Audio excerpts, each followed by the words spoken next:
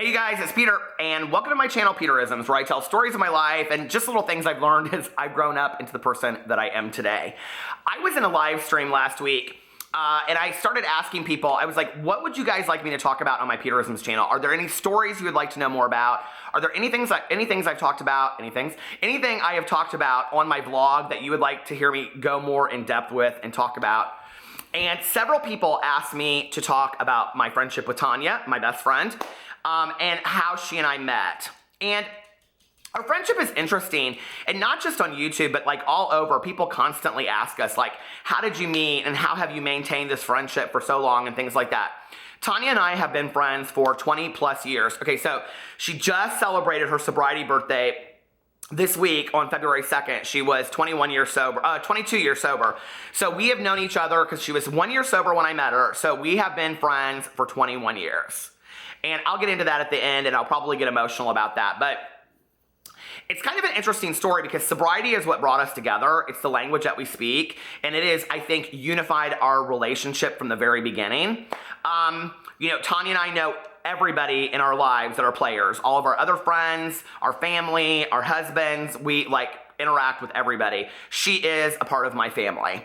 And I feel so honored to have her in my life. She is my heartstone. I don't really know what my life would look like without Tanya in it. And I think it is important to say going into this, that Tanya and I, when we first met, had very different belief systems about a lot of things in the world. And in 21 years, we have been able to have very in-depth conversations that were educational to one another from each sides of our points of view, and open discussions. We drive around 3 or 4 times a night, 3 or 4 times a week, after our husbands have gone to bed, and we just talk, and we go to meetings together, and we have discussions about everything from, religion to politics to philosophies to world issues. I mean, she always says to me, we just were talking in the car this afternoon, and she said to me, well, I guess we solved the world's problems today. But we have had one fight, and it was 6 hours long in 21 years. One fight in 21 years. That's pretty powerful, And that was kind of a misunderstanding. And I will never forget, it was while we were on vacation. It was the day that we were leaving, and we both drove there. She drove with her husband, and I drove with mine. And I got home, and she was the first call that I made, and it had been a 6-hour drive. So it was from the point that we left to the point that we got home, and I called her and I said, Tanya, I feel so bad. I don't know what I'm going to do without you as a friend because I don't want to fight with you anymore. And that was our one and only fight, right? And it was just over a stupid incident about cleaning the kitchen. I know if she was sitting right here, she'd say it wasn't a stupid issue to me. But anyway, that was the only argument we've ever had in 21 years of a relationship. And that's crazy phenomenal, right? I have learned so much from her. She has been by my side. She is, I was going to say one of the wisest. She might be the wisest person I have ever met in my life. She approaches things with calm and serenity and peace of mind. She thinks things through. She doesn't react, she responds. And a lot of times when I am chaotic and out of my craziness, I'll call her and she'll settle me down and she'll say, I need you to think it this way. And one of the most valuable things about Tanya as a friend is that she tells me what I need to hear, not what I want to hear. There have been many times that I'll go to her, as she does to me, and we complain about something to do with our marriage, and she'll say to me, I can kind of see from Alex's point of view why he said what he did, and then I got to go home with my tail between my legs and go, okay, I thought it through, and vice versa. She's done the same thing with her husband. And we have this relationship where we can talk honestly to one another and say, I love you, but I think you need to look at this, and we're not hurting each other's feelings. So how do you start a friendship like that? How do you get a friendship that comes about by 21 years and no arguments and being able to educate each other and have each other's backs for the entirety of your almost adult life? Well, 21 years ago, I was in my very first long-term monogamous relationship, and I've had 3. This is my 3rd. And my ex and I had just gotten back from a vacation with my dad and my stepmom. And I had gotten a dog that was 6 months, he was 6 months old at the time that I went on vacation, and I had boarded him at Tanya's dog kennel. She owns a dog kennel. I did not know she owned a dog kennel. I didn't know anything about her. When I dropped off the dog, she wasn't there. So I go in and I pick up the dog, right? At this point, my ex, we were like not seeing each other a lot. I was very lonely. I was very busy with work, and I was like going to meetings and busy with work. And then he would come home late at night, and I didn't really see him. He had 2 jobs. So he would work his first job, then go to his part-time job, and that part-time job brought him home at like 12 o'clock at night. He worked in a hotel. So I didn't get to see him a lot. I was very lonely, right? So I go in there and I'm like looking at her and I'm like, I know her from somewhere. I could not place it. I could not figure out how I knew her.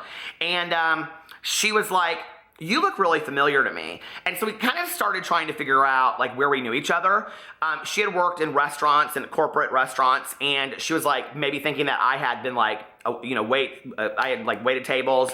That wasn't it. We tried to figure out like neighborhoods where we knew each other from. That wasn't it. And she said something. I don't know what it is. I wish I could remember. But there's a language that people speak in sobriety.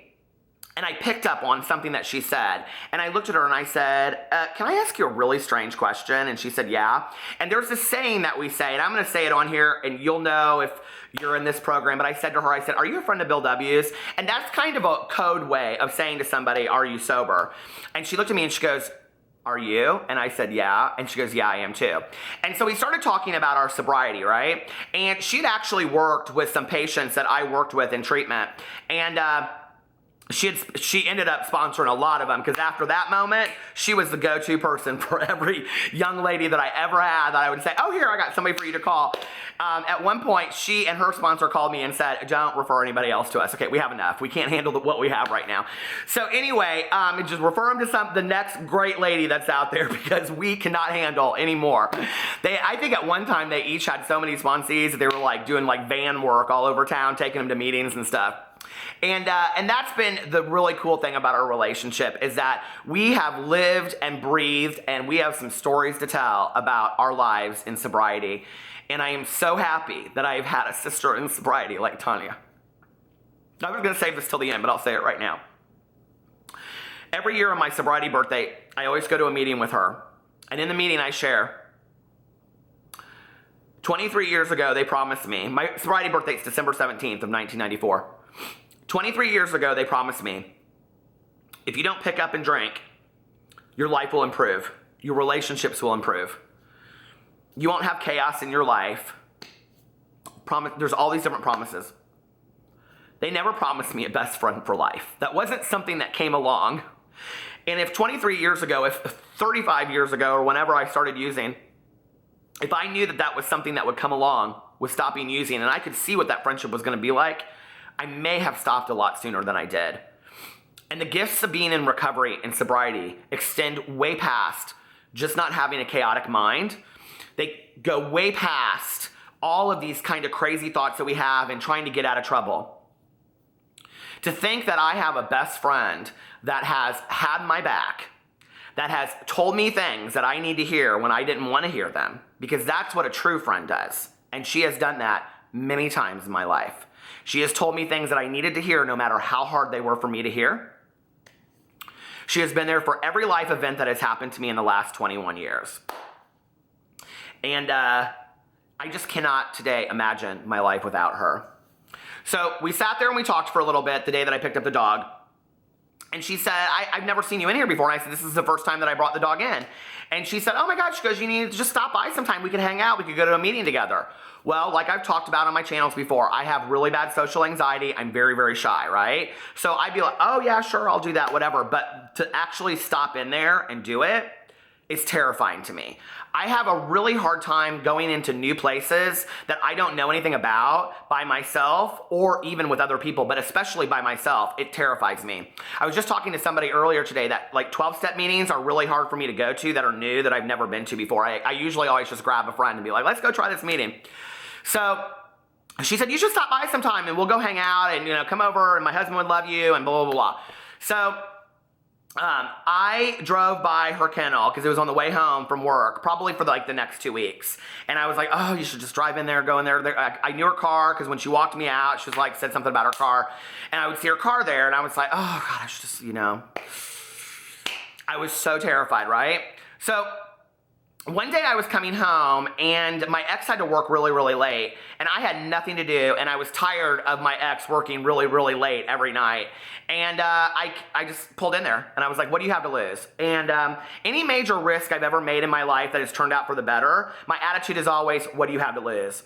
And I have a little trick that I use, and I'll share this story on here sometime, but I have a little trick that I use. I think about myself on my deathbed, and I think about looking back on my life, and in this moment that I have to make a risk that is probably positive, or if it goes negative, will on my deathbed it be a moment where I look back and I think to myself, oh gosh, I wish I had never done that? Or will it be a moment that I look back on my life and say, I wish I had tried it? If it's a moment on my life that I look back on and I think, I wish I would have tried that, I try it. I have nothing to lose. And taking healthy risks in our life is really important. And if you don't gain anything else from this video other than getting to know about me and Tanya's friendship, I would really encourage you to take more positive risks in your life, because every positive risk I've ever taken, whether it's been from going to talk to Tanya to, leaving my, old place of employment and starting my own business, to starting a booktube channel, which then led to 4 channels, which led to a vlog channel, which led to this channel, to whatever, to reaching out for somebody for help, everything in my life, getting sober, every positive risk that I've taken in my life that was really scary to me turned out for the positive. So I went in there and I saw her and we hung out and kind of sat around and talked and, that turned into us going and getting fountain cokes. And if you watch my vlog or my live streams, Tanya, Jean, and I are good for going to get a fountain pop these days. We do it all the time. It's a joke between our husbands. Alex will be like, are you going to get a fountain pop with Tanya? I'm like, yeah. So anyway, that was, 21 years of my life. Fountain pops, night drives, sitting on her patio, telling stories, playing games. We've been to a lot of weddings. We've been to a lot of funerals. We've seen a lot of people get sober and we've seen a lot of people go back out. We've made a lot of friends and we've lost a lot of friends. But we have stayed together through 21 years. And that is a gift that I never thought I would ever get from getting sober. I love her with all of my heart. Through the years, people have written poems for her and they have made plaques for her and put together, picture frames and things showing her how much they love her. And as a writer and as a creative person, I have never known how to show how much I love her. Tanya is the most giving person that I have ever met in my entire life. And nothing ever seems like enough, whether it's taking her out for dinner or picking her up on a bad day or writing a card or buying each other a gift or whatever. Nothing ever seems like enough. So this, Tanya, is me saying thank you for being the highlight of my life. I love you so much. I love you guys, and I will see you tomorrow. Bye.